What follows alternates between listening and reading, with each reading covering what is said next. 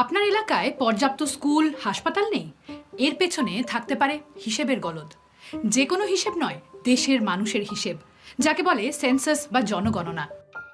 15 বছর পর হওয়া এবারের সেন্সাসটি নানা বিষয়ে গুরুত্বপূর্ণ। ভারতে জনগণনার মাধ্যমে কর্তৃপক্ষ জনবিন্যাসের ও জনতার প্রয়োজনের একটা স্পষ্ট ধারণা পায়। যে কোনো দেশের জন্য এই ডেটা সবচেয়ে গুরুত্বপূর্ণ। ধরুন, একটি জেলায় জনসংখ্যা দ্রুত বাড়ছে, কিন্তু সেখানে হাসপাতাল মাত্র একটি। জনগণনার তথ্য সরকারকে দেখায় যে সেখানে স্বাস্থ্য পরিষেবার চাহিদা অনেক বেশি।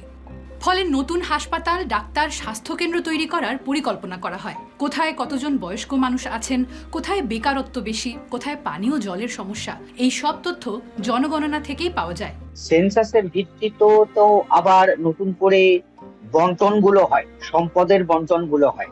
আর পাওয়া যায় ভাষা, ধর্ম, বর্ণ ও লিঙ্গ ভিত্তিক জনবিন্যাসের চরিত্র, যার সাথে গভীরভাবে জড়িয়ে আছে ভারতের রাজনীতি। এখন সেই ডিস্ট্রিবিউশনের ক্ষেত্রেই বিভিন্ন রকম কনফ্লিক্ট তৈরি হয়ে আছে।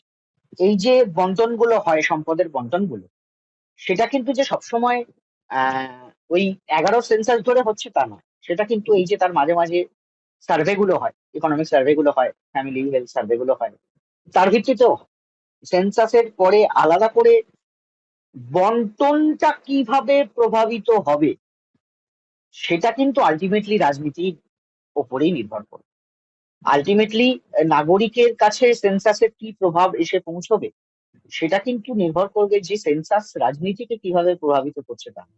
এবারই স্বাধীন ভারতে প্রথমবারের মতো জনগণনার সাথে হবে জাতি গণনা বা কাস্ট সেন্সাসও। ওবিসির সংখ্যা প্রকাশ পেলে, আমাদের সেন্সাসের ভিত্তিতে যদি সর্বাধিক ওবিসির কত সংখ্যা সেটা প্রকাশ পায়, তাহলে ওবিসি রিজার্ভেশন কেন্দ্রিক রাজনীতির আবার একটা পুনর্জন্ম হতে পারে।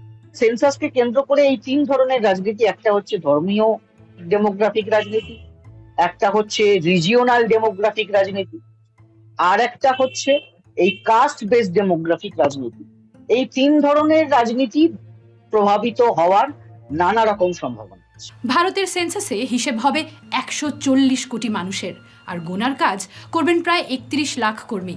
জনগণনার ফলাফল প্রকাশিত হবে 2027 সালে। আপনার কাছে কেন গুরুত্বপূর্ণ সেন্সাস?